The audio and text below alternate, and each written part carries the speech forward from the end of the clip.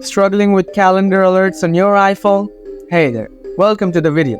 Today, I'm going to walk you through some simple steps to fix those pesky calendar alerts that just aren't working. It's actually pretty straightforward. Let's dive right in. Solution 1. Enable alert notifications. First, open the Settings app.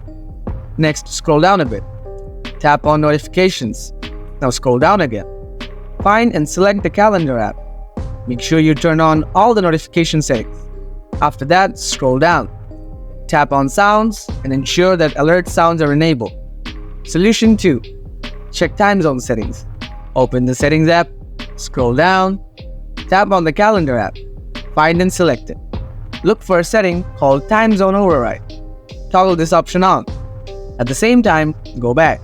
Scroll down, tap on Default Alert Times.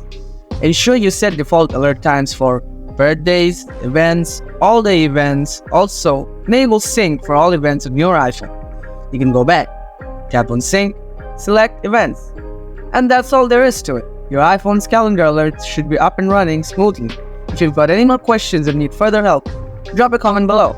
Thanks for watching.